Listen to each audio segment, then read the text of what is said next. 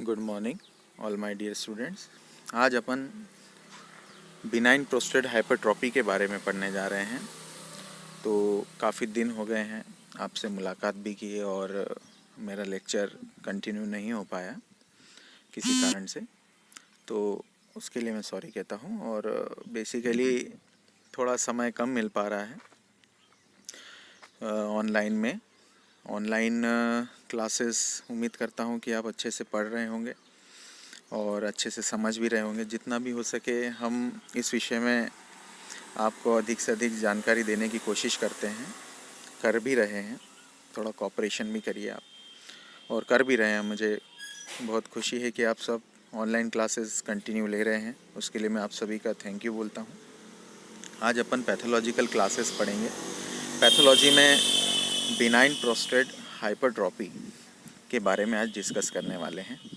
तो बेसिकली सबसे पहले अपन प्रोस्टेट के बारे में जानेंगे कि प्रोस्टेट होता क्या है। तो प्रोस्टेट बेसिकली एक सेक्सुअल ग्लैंड है जो कि base of the urinary bladder पे होती है। इसके जस्ट मिडल पार्ट से यूरेथ्रा जो है वो निकलता है। पर बेसिकली प्रोस्टेट का काम होता है कि इजैकुलेशन ऑफ स्पर्म में सीमन के अंदर लिक्विड, प्रोस्टेट लिक्विड को इंसर्ट करता है, जिससे कि स्पर्म जो है आगे की तरफ बढ़ते हैं यूरेथ्रा के थ्रू और इजेक्ट होते हैं। प्रोस्टेट जो है वो सिक्रीशन करता है प्रोस्टेटिक फ्लूइड का, जो कि स्पर्म को मोटिलिटी भी प्रोवाइड करवाता है और स्पर्म को शुगर भी मुहैया कराता है, जिससे कि वो स्पर्म को मोटिलिटी भी प्रोवाइड करवा सके। और साथ ही साथ उसमें फाइब्रिनोजन भी होता है प्रोस्टेट में, जो कि प्रोस्टेटिक फ्लूइड में, जो कि स्टिकीनेस लाता है सीमन को, ताकि अच्छे से फर्टिलाइजेशन की प्रोसेस हो सके। तो ये प्रोस्टेट ग्लैंड इसीलिए यहाँ पर होती है। पर जब ये प्रोस्टेट ग्लैंड बेसिकली इनलार्ज हो जाती है अपने सेल और टिश्यू को, तो इस कंडीशन को अपन बिनाइन प्रोस्टेट हाइपरट्रॉपी कहते हैं। तो आप इस वीडियो में देखिए कि जब ये बढ़ जाती है तो इसके बीच में जो यूरेथ्रा होता है वो नैरो हो जाता है। नैरो होने की कंडीशन में यूरिनेशन में बहुत प्रॉब्लम क्रिएट होती है। यहाँ पर ब्लॉकेज हो जाता है यूरिन का और यूरिनेशन नहीं हो पाती। अपन देखते हैं कि सिम्टम या लक्षण क्या क्या हैं बिनाइन प्रोस्टेट हाइपरट्रॉपी के। तो सबसे पहले अगर मैं आपको बात बताऊं तो फ्रीक्वेंट यूरिनेशन, बहुत तेज़ी से यूरिन आउटपुट होने लगता है। साथ ही साथ स्पीड में एक फीलिंग जागती है कि स्पीड में एकदम से यूरिन लगता है कि भैया यूरिन आ रही है स्पीड में, तो वो भी एक लक्षण देखा गया है। साथ ही साथ अपन देखें कि वीकनेस ऑफ स्पिंटर हो जाता है, जिसके कारण से यूरिन का आउटपुट भी रुक जाता है। इसके कॉम्प्लिकेशन क्या क्या हो सकते हैं बिनाइन प्रोस्टेट हाइपरट्रॉपी का, आज अपन इसमें भी बात करेंगे। तो इसमें इनएबिलिटी टू यूरिनेट, साथ ही साथ ब्लडर एंड किडनी डैमेज होने का भी चांसेस रहते हैं, ब्लडर इन्फेक्शन के भी चांसेस रहते हैं, स्टोन जिसे अपन किडनी स्टोन बोलते हैं, तो वहाँ स्टोन के भी चांसेस बन जाते हैं।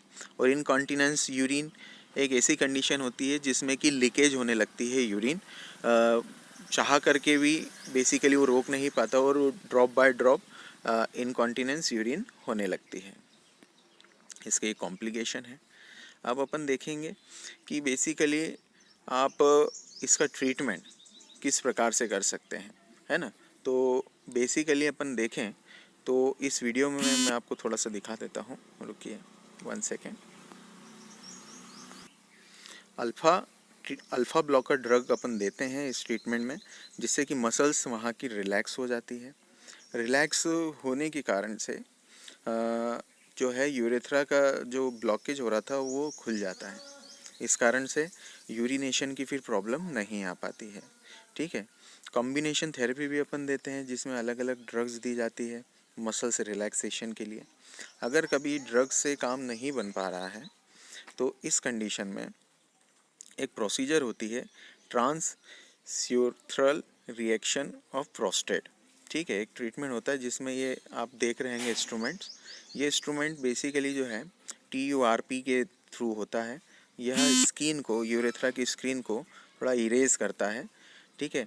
टिश्यू वहाँ पर रिमूव किए जाते हैं, जैसा आप देख रहे हैं इस वीडियो में, जिससे कि वहाँ पर एक स्पेस क्रिएट हो जाता है। अगर ज़्यादा ही बिनाइन हाइपरट्रॉपी हो, और साथ ही साथ लेज़र का भी यूज़ करते हैं। लेज़र ट्रीटमेंट अलग अलग, जैसे लेज़र है बेसिकली, अगर अपन गामा रेज़ की बात करें, ठीक है, तो यहाँ पर भी वो रेज़ का यूज़ करके, ये थेरेपी दे करके ठीक किया जाता है। अगर कभी ये ज़्यादा ही प्रोस्टेट बढ़ गया है तो ऐसी कंडीशन में अपन ओपन प्रोस्टेक्टोमी का यूज़ भी करते हैं। इस कंडीशन में बेसिकली अपन करते क्या है कि एब्डोमेन को इंसाइज करते हैं, एब्डोमिनल वॉल को, और प्रोस्टेट में जा कर के यहाँ पर अपन प्रोस्टेक्टोमी को कंप्लीट करते हैं पूरी तरीके से, और वहाँ पर सूचर कर देते हैं, डिज़ोल्विंग सूचर, और वापस एब्डोमेन की लेयर को भी डिज़ोल्विंग सूचर से कम्प्लीटली क्लोज कर देते हैं। तो ये सारा, अब अगर किसी को प्रोस्टेट की होगी है कंप्लेन, तो उसकी लाइफस्टाइल में क्या क्या चेंजेस आना चाहिए सिम्टोमेटिकली, वो भी आज अपन बात करेंगे। तो जो भी अगर अस्थमेटिक पेशेंट है तो उसको अपन बोल सकते हैं कि जो भी है, अस्थमा की बात कर रहे हैं, एंटी हिस्टामिनिक ड्रग जो एलर्जिक ड्रग है उसको बोलिए कि कम यूज़ करें।